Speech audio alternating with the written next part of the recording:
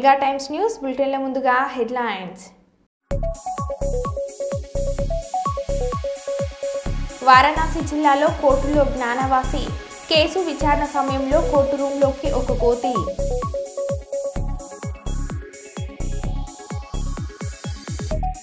దేశ రాజధాని ఢిల్లీ నగరంలో తేలికపాటి వర్షం. కస్తూరిపాడులో విజయవంతంగా ముగిసిన రెవెన్యూ సదస్సులు.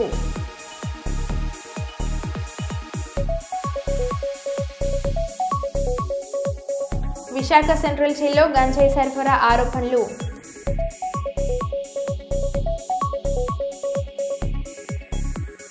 హెచ్ఎంపీవీ వైరస్ కేసులు వెలుగు చూడడంతో కేంద్ర ఆరోగ్య శాఖ మంత్రి జేపీ నడ్డా కీలక ప్రకటన.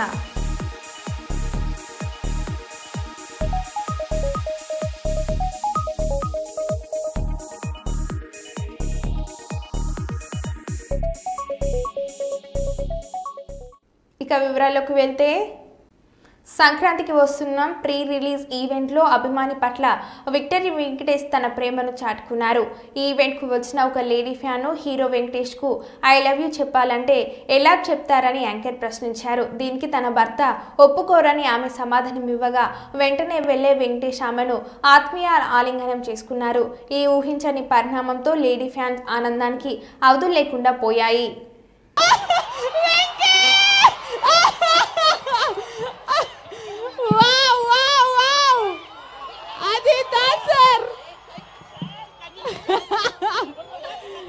We love you వెంకటేష్ గారు. అయ్యో ఇంత క్యూట్ గా సార్ ఒప్పుకొని అనగానే హీరో అలా వెళ్ళిపోతే, అమ్మా మైక్ ఇంకా మీ దగ్గరే ఉందా? పడిపోయారా మీరు? పడిపోయారా? హ్యాపీయా? మైక్ లో చెప్పండి. చాలా చాలా హ్యాపీగా ఉంది. అసలు లైఫ్ లో కూడా అనుకోలేదు సార్ వస్తారని. మహబూబాద్ జిల్లా తొర్రూరు పోలీస్ స్టేషన్లో ఏసీబీ అధికారుల దాడులు. సీఐకే జగదీష్ని అదుపులోకి తీసుకున్న ఏసీబీ అధికారులు 2/11/2024 రోజున దంతలపల్లి పోలీస్ స్టేషన్లో ఒక కేసు విషయంలో 4 లక్షల డబ్బులు డిమాండ్.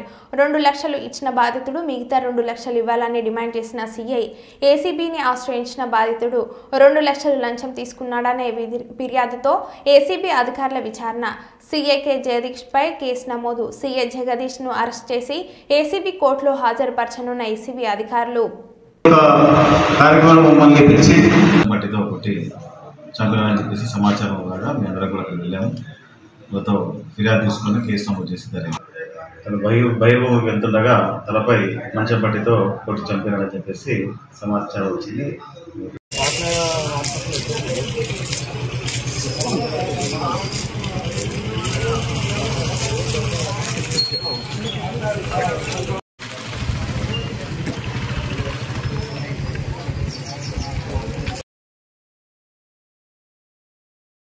అతను 2వ తారీఖు నాడు 3వ తారీఖు నాడు అతను పిలిపించి ఇక్కడే పోలీస్ స్టేషన్లో సీఏ గారు ఉంచుకొని అతను డబ్బులు డిమాండ్ చేసి పార్ట్ పేమెంట్ కట్టిన తర్వాతనే పంపించాడు. ఆ తర్వాత మిగిలిన డబ్బులు తీసుకొస్తా అంటే పంపించాడు. తర్వాత ఆ డబ్బుల గురించి వేధించడంతో మా దగ్గరికి 25వ తారీఖు నాడు మా దగ్గరికి అప్పటి నుండి మేము ఫాలోఅప్లో ఉన్నాం. Okay, thank you. దేశ రాజధాని ఢిల్లీ వాసులకు ఇవాళ కాస్త ఉపశమనం లభించింది. ఇవాళ ఉదయం రాజధాని నగరంలో తేలికపాటి వర్షం కురిసింది. దీని కారణంగా వాతావరణం మారిపోయింది. మంచినీటి ఉపశమనం లభించింది. దీంతో విజిబిలిటీ సైతం మెరుగుపడింది. ఇవాళ ఉదయం ఢిల్లీ ఇందిరాగాంధీ ఎయిర్పోర్టు రన్వేపై విజిబిలిటీ 1000 మీటర్ల నుంచి 2000 మీటర్ల మధ్య ఉంది. ఈ కారణంగా విమాన కార్యకలాపాలకు ఎలాంటి ప్రభావం పడలేదు. और भी ज्यादा गिरा इधर पत्थर की बारिश। रोड भर ले, वो तो रोड भर चुका है बारिश पत्थर से। यहाँ अभी देख सकते हैं मैं इस समय मौजूद हूँ।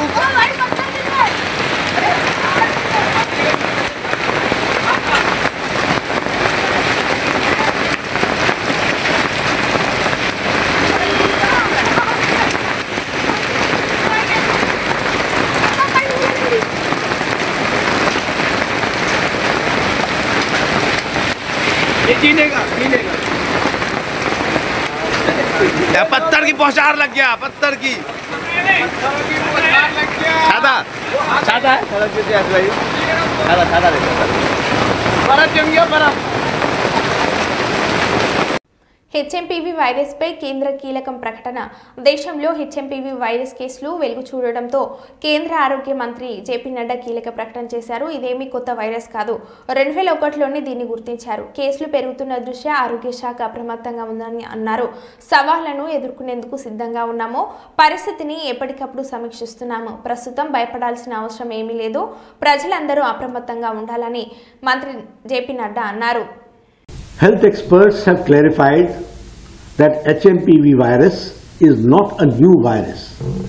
It was first identified in 2001 and it has been circulating in the entire world since many years.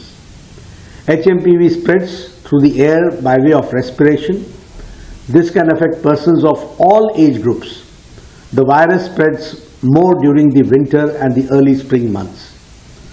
On recent reports, the cases of HMPV in China, the Health Ministry, the Indian Council for Medical Research and the National Center for Disease Control are keeping a close watch on the situation in China as well as in the neighboring countries. WHO has taken cognizance of the situation and will share their report shortly with us. The country data for respiratory viruses available with Indian Council for Medical Research (ICMR) and the Integrated Disease Surveillance Program has also been reviewed and no surge in any of the common respiratory viral pathogens is observed in India. Joint Monitoring Group meeting was held under the chairmanship of Director General for Health Services on 4th of January 2025 to review the situation. The health systems and surveillance networks of the country remain vigilant, ensuring the country is ready to respond promptly to any emerging health challenges. There is no reason to worry. We are closely monitoring the situation. తాను ఎమ్మెల్యేగా గెలిస్తే రోడ్లను ప్రియాంక గాంధీ బుగ్గల్లాగా నున్నగా మారుస్తానన్న Delhi BJP నేత రమేష్ తనపై fire అయిన మంత్రి Seethakka బిదూరిని party నుంచి బీజేపీ సస్పెండ్ చేయాలని సీతక్క డిమాండ్ చేశారు. ఇలాంటి వాళ్లకు టికెట్ ఇస్తే మహిళలు స్వేచ్ఛగా నిర్భయంగా తిరగగలరా అని ప్రశ్నించారు. మహిళా వ్యతిరేకతను బీజేపీ అనుభవమున నింపుకుందని ఆ పార్టీకి మహిళలు బుద్ధి చెప్పడం ఖాయమని అన్నారు. భావజాలం అనువనున బీజేపీ నాయకుల మెదళ్లలో ఉంది. దానిలో భాగంగానే ఒక మహిళ యొక్క శరీరాన్ని రోడ్లతో సమానంగా చూడడం అంటే మరి వాళ్ళ యొక్క దుర్బుద్ధి, వాళ్ళ యొక్క చూసే నీచ సంస్కృతి, ఆడవాళ్ళని చూసే కల్చర్, వాళ్ళ యొక్క వికృత చేష్టలు మనకు అర్థమైతా ఉంది. బేషరతుగా బీజేపీ అధిష్టానం క్షమాపణ చెప్పాలని, అదే విధంగా రమేష్ బిదూర్ని వెంటనే పార్టీ నుంచి సస్పెండ్ చేయాలని ఈ సందర్భంగా డిమాండ్ చేస్తాం. ఆదివారం గుంటూరు జిల్లా పరిషత్లో జరిగిన రాష్ట్ర స్థాయి నియామక సమావేశంలో కాకినాడ జిల్లా పెద్దాపురం నియోజకవర్గం దీవిలి గ్రామానికి చెందిన సాలిపల్లి శివాజీ ఆర్టీఐ విభాగంలో రాష్ట్ర అడిషనల్ సెక్రటరీగా నియమితులయ్యారు. ప్రజా సంకల్ప వేదిక అధ్యక్షులు మధిరే రంగసాయిరెడ్డి నూతన కమిటీ సభ్యులకు నియామక పత్రాలు అందజేశారు. అనంతరం నూతన సభ్యులతో ప్రమాణ స్వీకారం చేయించారు. ఈ కమిటీ నేటి నుండి 2 సంవత్సరాలు కొనసాగుతుందని తెలిపారు. అలాగే ప్రజా సంకల్ప వేదికను మే 20, 2021గా రిజిస్ట్రేషన్ చేయించామని, అలాగే నీతి ఆయోగ్లో కూడా నమోదు చేశామని తెలిపారు. ప్రజా సంకల్ప వేదిక నూతన కమిటీలు ప్రజా సేవ లక్ష్యంగా ఆయా ప్రాంతాల్లో పనిచేస్తాయని ప్రజా సంకల్ప వేదిక అధ్యక్షులు మధిరే రంగసాయిరెడ్డి తెలిపారు.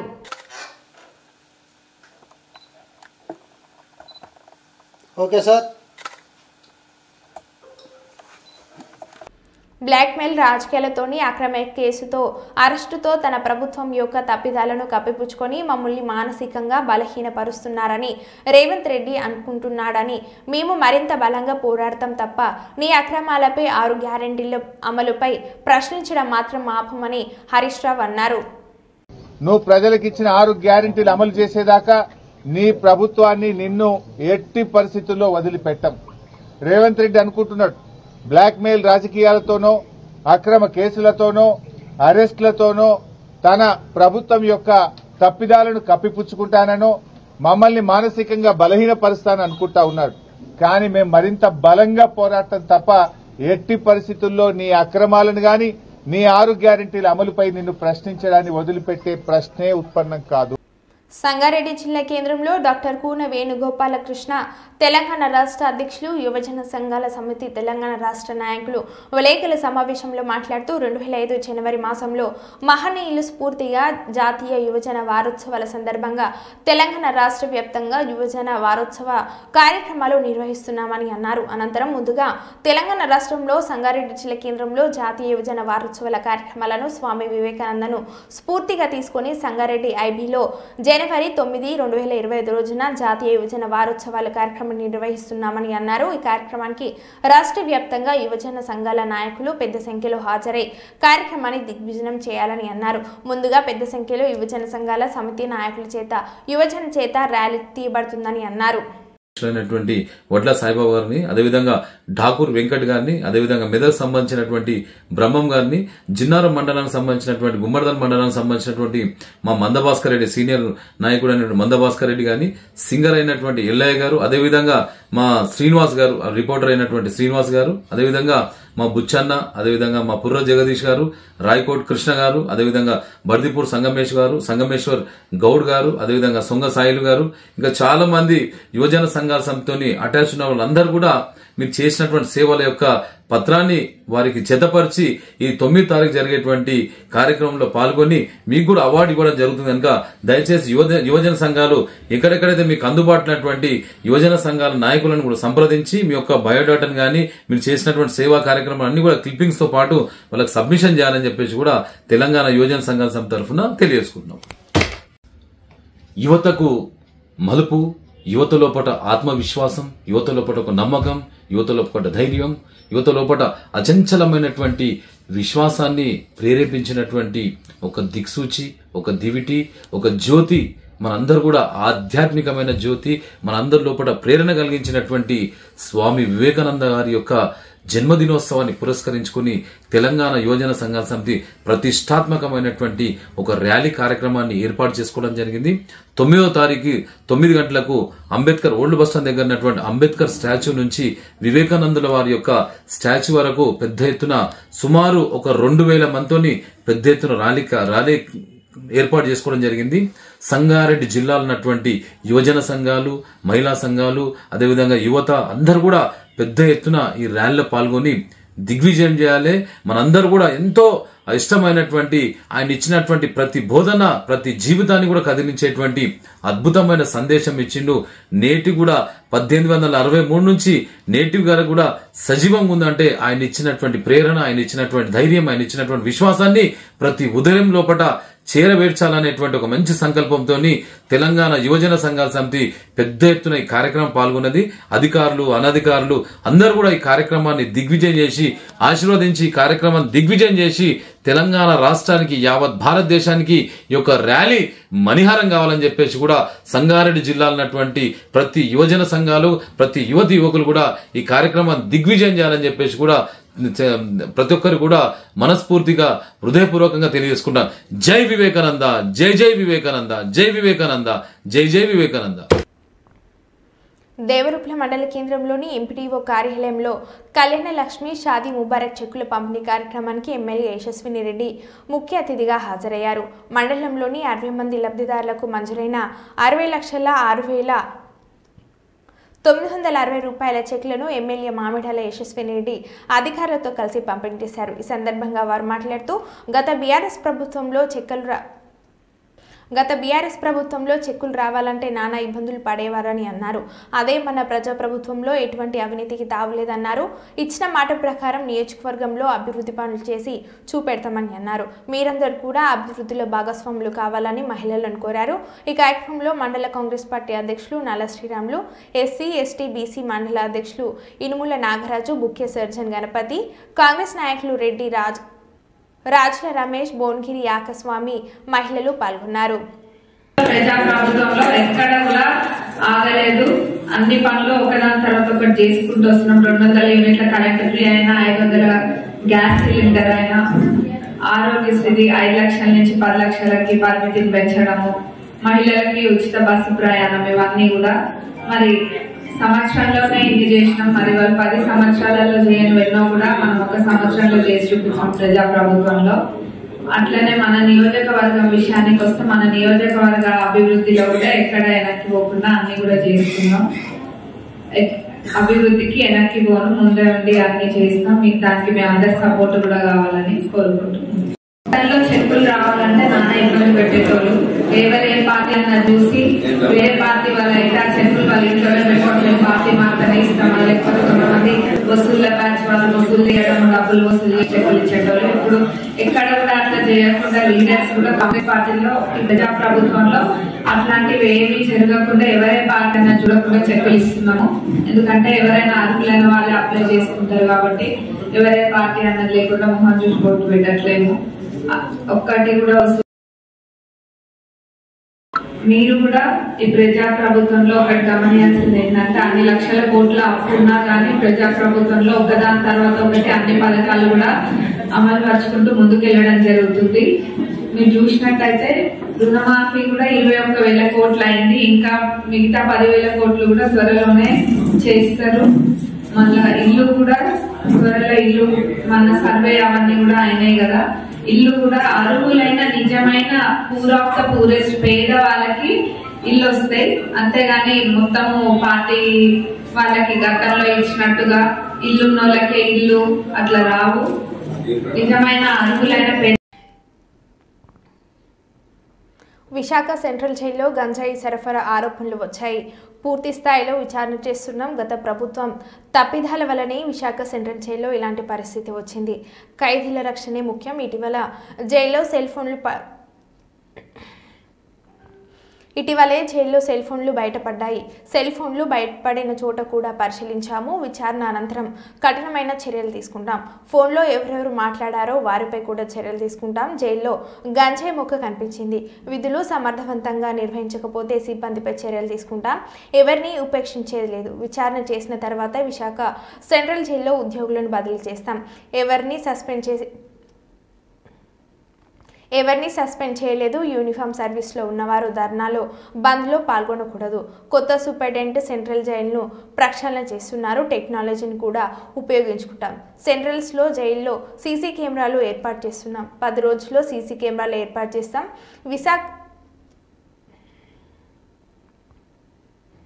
విశాఖ సెంట్రల్ జైలు నుండి కొంతమంది ఖైదీలను రాజమండ్రి జైలుకు తరలిస్తున్నాం. గత 5 సంవత్సరాలుగా సెంట్రల్ జైలును విజిట్ చేసిన దాఖలాలు లావు. టెక్నాలజీ నుండి ఎవరు తప్పించుకోలేరు. 10-15 రోజుల్లో సెల్ ఫోన్ వ్యవహారంలో విచారణ రిపోర్ట్ వస్తుంది. జైల్లో సిబ్బందిని పెంచుతామని వంగల్పూడి అనిత అన్నారు. హైదరాబాద్ మాజీ మంత్రి ఎర్రబెల్లి దయాకర్ రావు ప్రెస్ మీట్.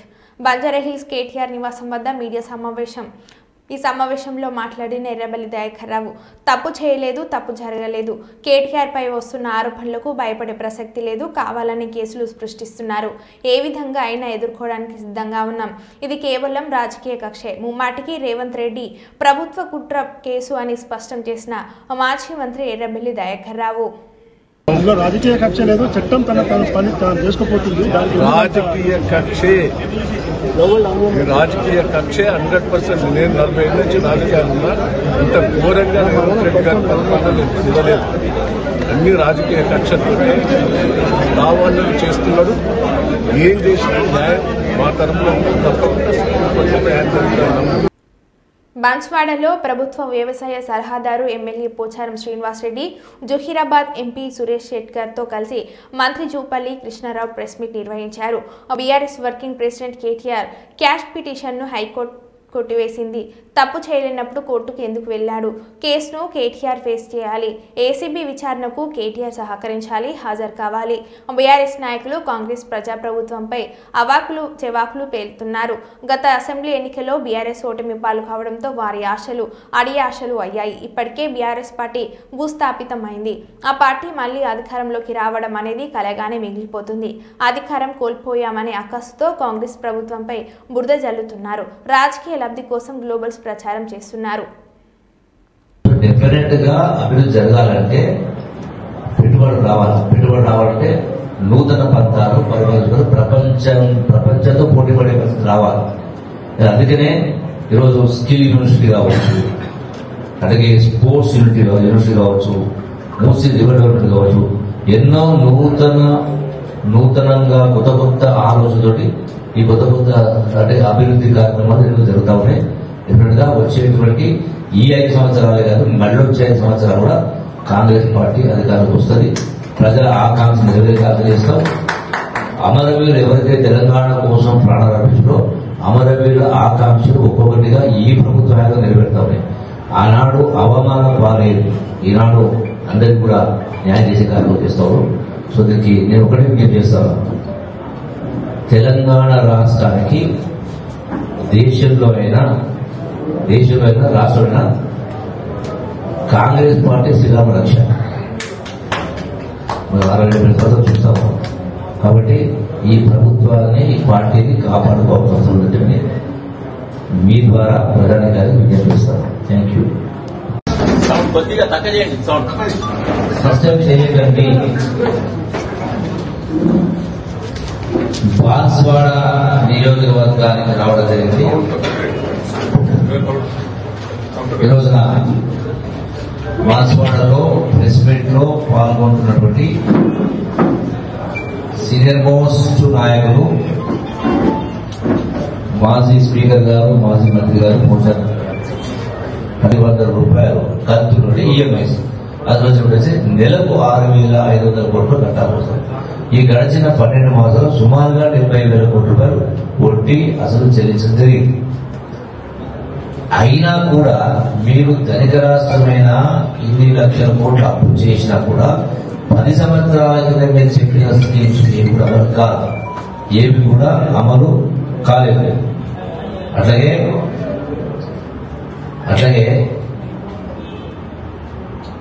అమలు కాదు. ఆనాడు మీరు చెప్పినటువంటి డబుల్ బెడ్రూమ్ అయినా, దళిత 3 ఎకరాల భూమి అయినా, నిరుద్యోగ వృత్తి అయినా చాలా మాట చెప్పారు. ఈవెన్ వాళ్ళు చెప్పినటువంటి రుణమాఫీ, రైతులకు 1,00,000 రూపాయలు మాఫీ చేస్తామని చెప్పి కూడా 5 సంవత్సరాల లోపల చేసి, అంటే ఈ 5 సంవత్సరాలు అయ్యే వరకు అసలు తడిసి ఒకడే వడ్డీగా జరిపోయింది. రెండవ పరిమాణికానికి వచ్చిన తర్వాత 10,00,000 రూపాయలు ఇస్తున్న తర్వాత కేవలం 500 మంది రైతులకి అది కూడా 5 సంవత్సరాల చివరి ఎన్నికల ముందు చెల్లించడం జరిగింది. మరి ఇన్ని అప్పుల కుప్పను చిప్ప చేతికిచ్చి ఈ ప్రభుత్వానికి ఇచ్చిన తర్వాత కూడా ఈనాడు గౌరవ ముఖ్యమంత్రి రేవంత్ రెడ్డి నాయకత్వంలో ఇటువంటి దుర్భరమైనటువంటి ఆర్థిక పరిస్థితుల్లో కూడా 6 గ్యారెంటీలు అమలు చేస్తూ ఈనాడు రుణమాఫీ కావచ్చు, రైతు భరోసా కావచ్చు, ఇంద్రమ్మ ఇల్లు కావచ్చు, ఒక్కొక్కటి ఇవన్నీ కూడా చేసుకుంటూ వస్తాము. అంటే ఎట్లా మాట్లాడుతున్నారు వాళ్ళు? ఏదైనా మాట్లాడితే దానికి అంటే ఆధారంగా అవాస్తవాలు వల్ల వేయించే ప్రయత్నం చేస్తాం. అట్లాగే ఈ రోజున చాలా అంశాలు ఉన్నాయి, ఒకటిగా రెండవది పరిపాలన అనేది చక్కగా నడుస్తాం, ప్రజాపాలన. ఒకనాడు మేము మంత్రులుగా ఉండి కూడా ఆనాడు ప్రగతి భవన్కి వెళ్లే పరిస్థితి లేకుండే. ఎర్రవెల్లి ఫామ్ హౌస్ రోడ్డే గేట్ నుంచి బయటకు వచ్చేది. కళ్ళకు నేను వారణాసి జిల్లాలో కోర్టులో జ్ఞానవాసి కేసు విచారణ సమయంలో కోర్టు రూమ్లోకి ఒక కోతి ప్రవేశించిన వీడియో నెట్టింట్లా వైరల్ అవుతుంది. ఇది రామ మందిరం ముడిపడి ఉన్న 39 ఏళ్ల నాటి సంఘటన గుర్తు చేసుకుంది. విచారణ జరగడానికి చూసు అక్కడే ఉన్న ఫైల్ని పరిశీలించి వెళ్లిపోయింది. కాగా 1998లోనూ అయోధ్యలోని హనుమాన్ గుడి ఆలయంలో ఉగ్రవాదులు అమర్చిన బాంబు ఒక కోతి నిర్వీర్యం చేసిన సంగతి తెలిసిందే. SC/ST का मुआयना कीजिए ना, वहाँ कर्मचारियों के काट दिले बगल में जाएंगे और सब में आने में, अरे हाई कोर्ट से आलू डायरेक्शन है उनको. అంగన్వాడీ టీచర్లు ఆయాల సమస్యల పరిష్కారంపై రేపు జరగనున్న ధర్నాను జయప్రదం చేయాలని అంగన్వాడీ టీచర్స్ మరియు హెల్పర్స్ యూనియన్ జిల్లా అధ్యక్షురాలు చిర్ర లక్ష్మీ నరసమ్మ, జిల్లా ప్రధాన కార్యదర్శి ఎల్లరీశ్వర్లు మాట్లాడుతూ అంగన్వాడీ టీచర్లకు ఆయాలకు కనీస వేతన హామీని అమలు చేయాలని, మహబూబాబాద్ జిల్లాలో ఖాళీగా ఉన్న టీచర్లు ఆయా పోస్టులను భర్తీ చేయాలని, పెండింగ్ బిల్లులు చెల్లించాలని, సంక్రాంతి పండుగ సెలవులు ఇవ్వాలని అన్నారు. రేపు జరుగుతున్న చెలో కలెక్టరేట్ కార్యక్రమంలో అంగన్వాడీ టీచర్లు ఆయాలు అధిక సంఖ్యలో పాల్గొని జయప్రదం చేయాలని అన్నారు.